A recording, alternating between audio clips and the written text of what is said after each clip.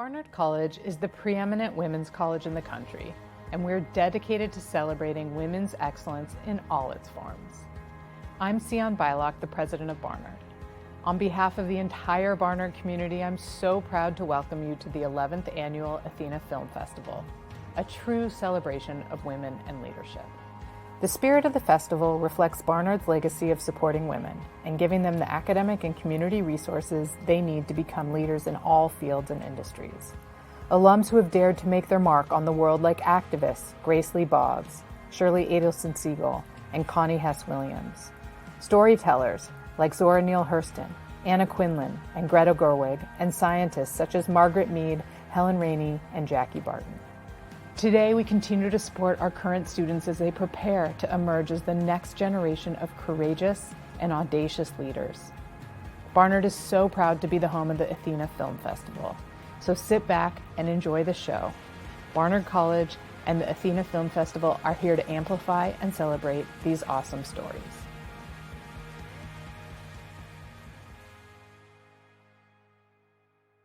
Hello, honeys!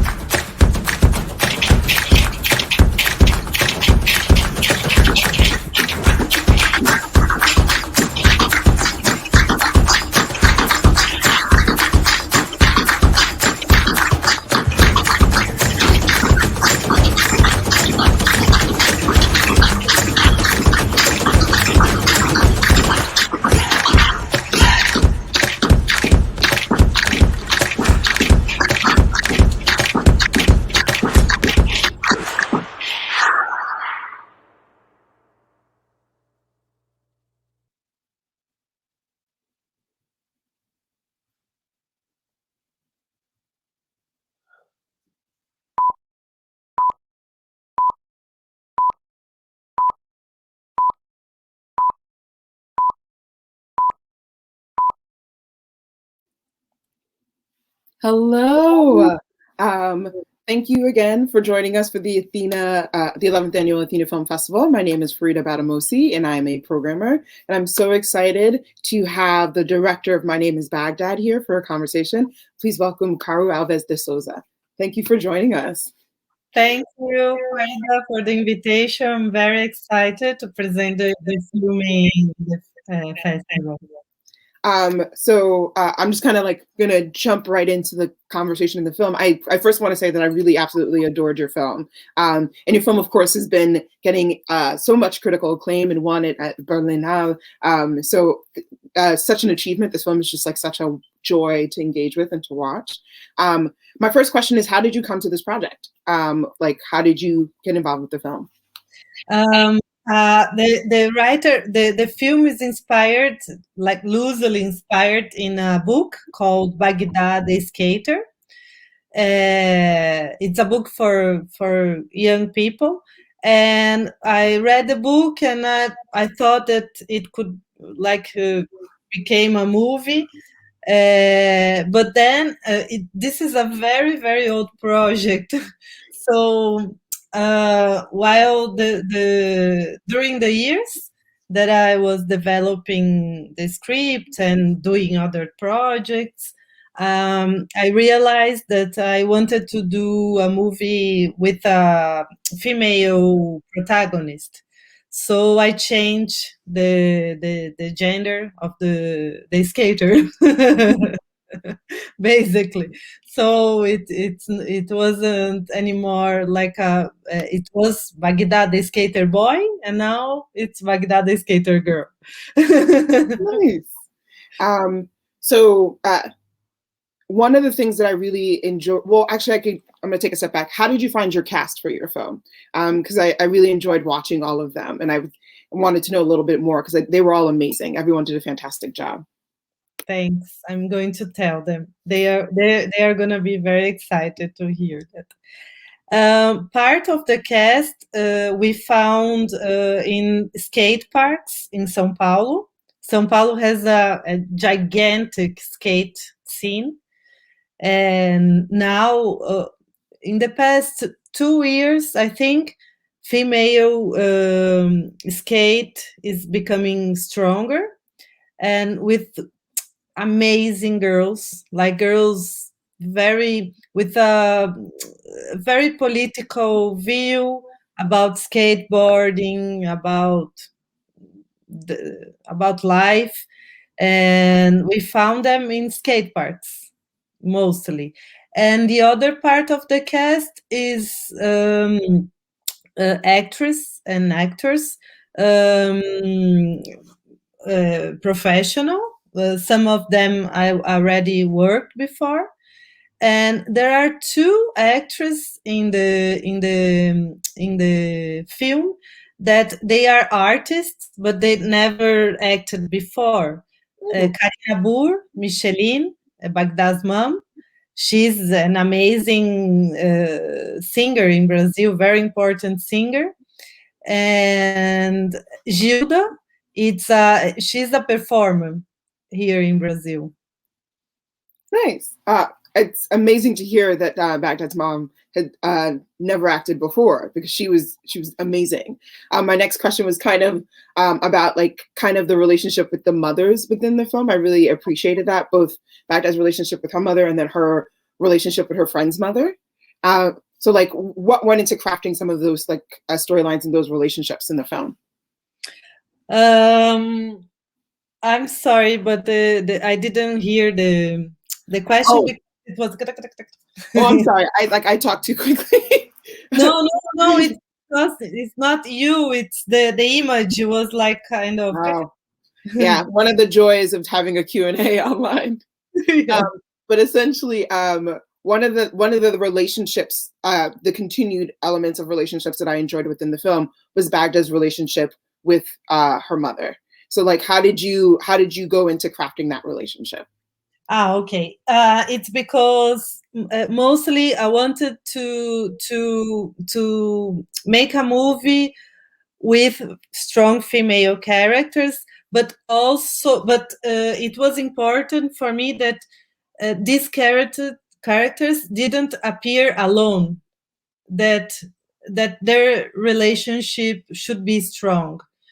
And so the problem with the female characters was mostly with other people. Not for me, I didn't want to make another movie about a girl oppressed by the mother and I wanted to make a movie about a mother who a cool mother, cool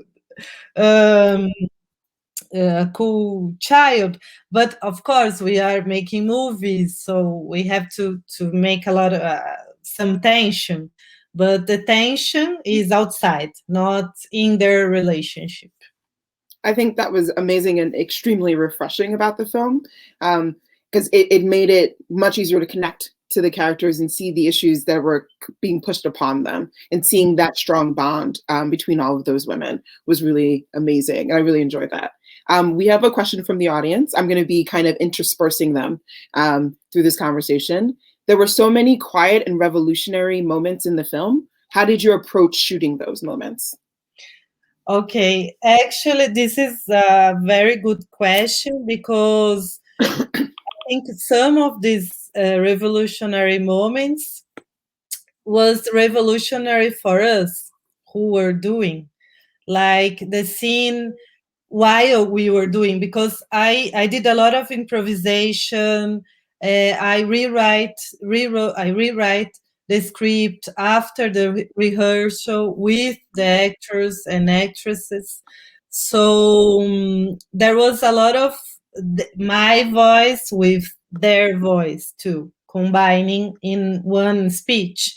So like the scene where when the girls talk with the boys and fight with them after Baghdad's harassment. I remember it was improvised. Oh. a lot. We had rehearsals, but it was a lot. A lot of the dialogues were improvised. So, but what I said to the girls, I said, okay, you are in a situation that we all have passed, and tell everything, and now you have a chance to say to all the guys that harassed you what you have in mind. And so they spoke everything. And they spoke, and when they spoke, I was speaking too. I was you know, and that thing happened with a lot of scenes.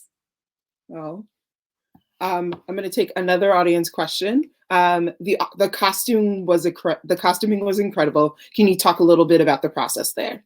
Well, we have a crew doing the costumes, but we also have this proposal that was to, because the actors and actresses, they already had a style. So we said, okay, why are we gonna to change their style if it's so awesome already? So it was a combination of like a composition, because there was a lot of work, but the work was done with these with their clothes, and also other clothes, but mainly we try to respect their style. Previously, you mentioned talking about the ending and how it was partly improvised, and one of the audience members wants to know a little bit more about crafting that ending. After you decided to not let the nice guys off, not just clever, how did you think of, like, what did you think about that ending? They found the ending particularly revolutionary, so they wanted to know a little bit more what went into crafting that. Mm-hmm. The ending was this scene wasn't the end scene until the editing process. Oh. Yeah. So because the film was made kind of like a documentary. I don't know. I don't like to say that, because it leads to a lot of mistake, because we built a lot to reach this result, but there was a lot of things that wasn't under my control, because I didn't want to be that way, because I was doing a movie with skateboarders. I'm not a skateboarder, with people who are a lot younger than I. So there was a lot of things that I didn't want to, like say, okay, you have to do that, because it is not my style. So the ending was one of these things. It became the end after we done the scene, and when we were in the editing process, we said, okay, this is the film. The film is this. We have to end the film like that, because the film is about this journey of these women taking power and saying, okay, that enough is enough. Now we are together, and we are not say yes to that anymore. And I think that's why we wanted to make the end like that. We said the film has to end like that, like a catharsis, because this scene was a catharsis for us while we were filming. I totally felt that. I like that was the end, that it didn't need explanation, that moment of empowerment. And then they just kind of move on to do their own thing, which I thought was absolutely stunning. And I can totally understand how in the editing process that naturally became the end. My next question is actually similar to an audience question, so I'm going to kind of mash them together. one of the things that I really enjoyed about the film was the fact that each one of the locations kind of felt like a character of its own. And the question from the audience is, what was it like portraying that specific neighborhood? And also my question is kind of like, how did you choose where to shoot? Mm-hmm. Yeah, we wanted to shoot in one neighborhood, and it had to be some characteristics because the characters, they are like low middle class style, and we wanted to find this kind of neighborhood, and we found in a neighborhood in São Paulo that is called Freguesia do Ó, and we wanted to like feel the neighborhood, not like most film crews come to a place and film and then they leave, and we wanted to build a relationship with the neighborhood. Of course, it was not like a big relationship, but because we were there for like 2 or 3 months, but we wanted to make to build some kind of relationship with this neighborhood, and also respect the geography of the city, because it's like sometimes I mean for some movies that works, that you film here and here and here, and you say to the audience, okay, here, here, and here are all one neighborhood. We pretend this is okay for some movies, but for this movie, we wanted to build this map.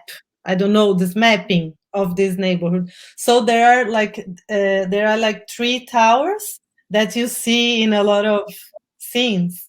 So that's cool, because you know that okay, we are in the same neighborhood all the time. The audience and the audience member and myself also agreed that the community really did come through when you were watching the film. It really did feel like you were part of that space and that you happened to catch characters within it.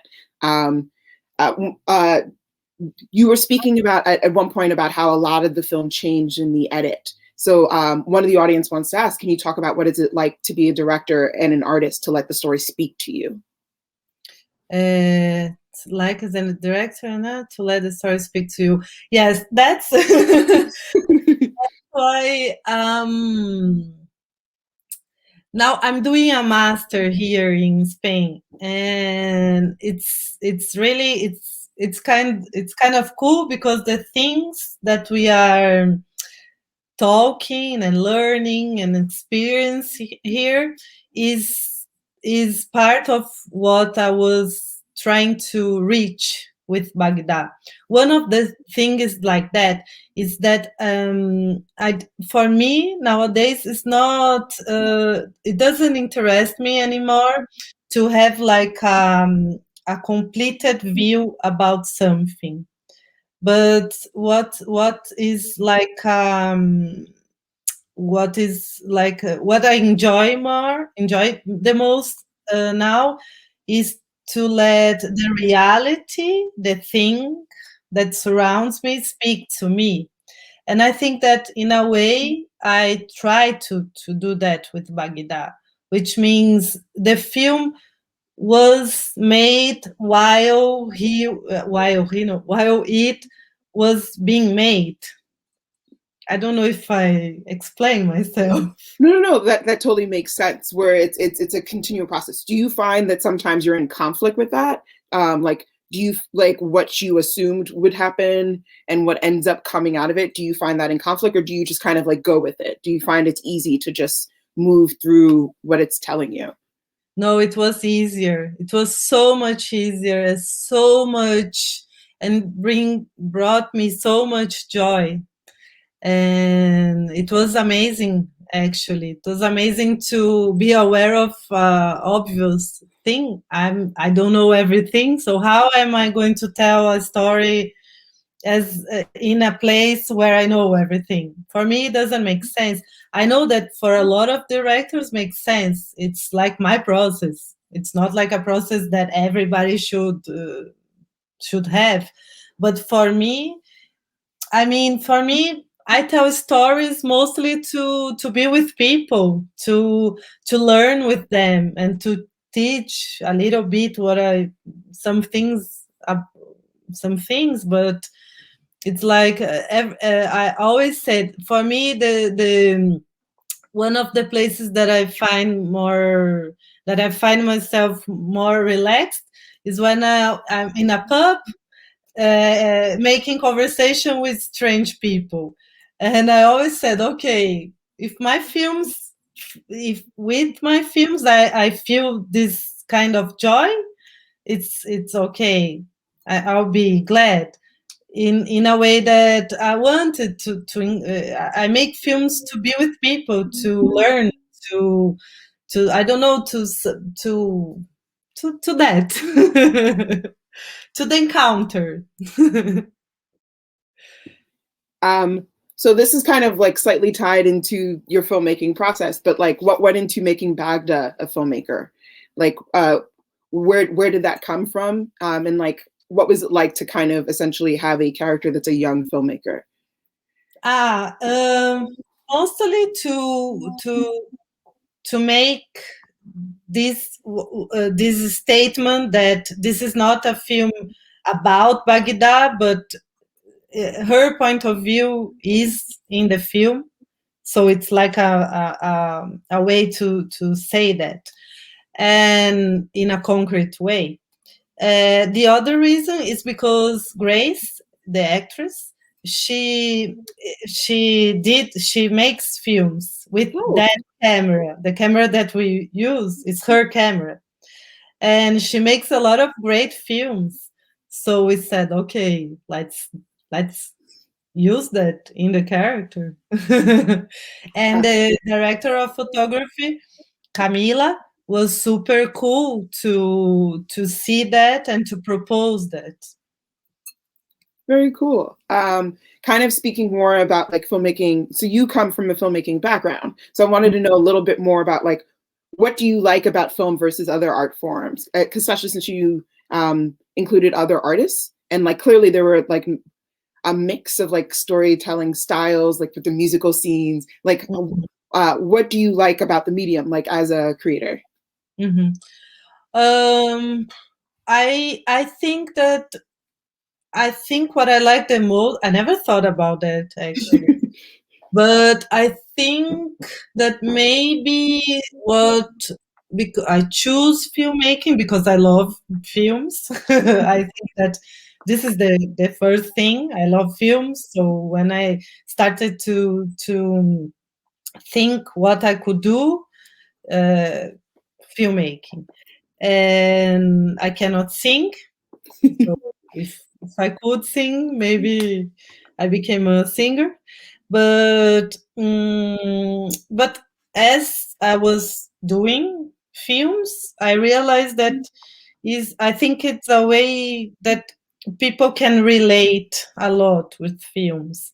So I think maybe this is a reason. But I never thought why I choose filmmaking.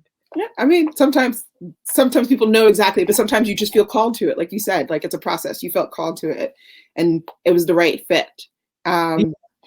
More fun questions. How many broken skateboards were there during production? Well, no. Not many. Oh, good. Because how do I say? I don't know the name in English. It's like that.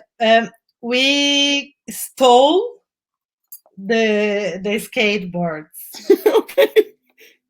So we didn't let the skaters skateboards only in the scenes.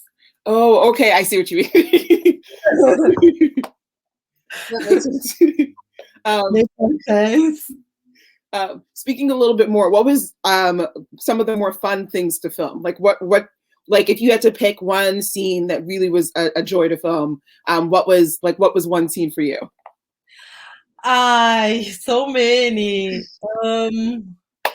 All the scenes in the hairdresser. Yeah. It was so much fun because there was a lot of people all the time, and the actresses, they are always talking in this at the same time, and it was chaotic. And I said, okay, the scenes with the professional actresses is more difficult than with the non-professional actors because they were chaotic but fun. That's good. Those scenes, you could feel that fun come through. So like that's very exciting to hear.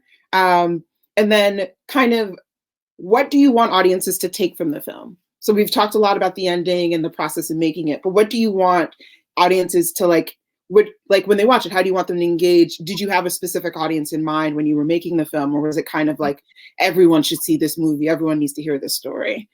I think that everyone should see the movie because I think it spoke to everyone.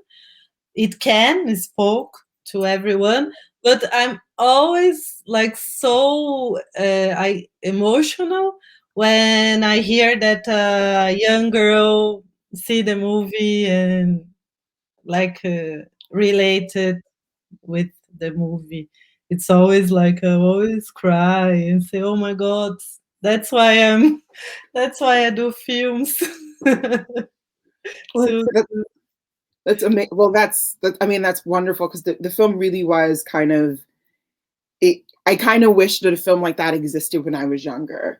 Like to allow like moments where Baghdad's kind of like, I just want to wear what I want to wear, and her mother's in the background being like, sure, and like her sisters also consider it okay. Like it was never in juxtaposition. It was never like a fight for what to do. One of my favorite scenes is kind of like when the girls are all skating and they all have very different styles, and Baghdad's there as much a part of that community as every one of them. And I thought that was such a lovely moment of acceptance. And I'm really glad that a film like this exists, so that young girls can see themselves and recognize there's no one right way to exist in this.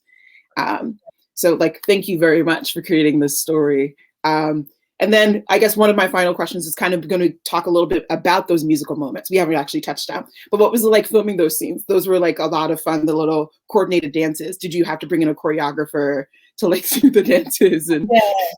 Oh, that those scenes with music was also very, very fun because we have a choreographer and she's amazing because she yelled at the actors all the time, and I'm more like a soft director, so I always like, oh my gosh, I wanted to be like her. Respect me more. No. Everyone on the set was very respectful, but as I'm not like I don't yell, never. But she yelled, but she was also so cool. It wasn't like a bad thing. Oh yeah. But she was amazing, and we have a choreographer, and one important thing is that we didn't wanted to that the actors danced well. Like we were always like that, you do what you can do with this choreographer, and that's the beauty of the thing.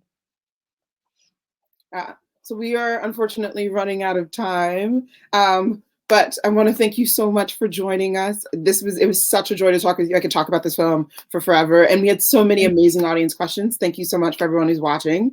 My Name is Baghdad is showing at Athena Festival through March 14th. So if you haven't seen it yet, please tell all your friends to check it out. And thank you so much, Caru, for joining us.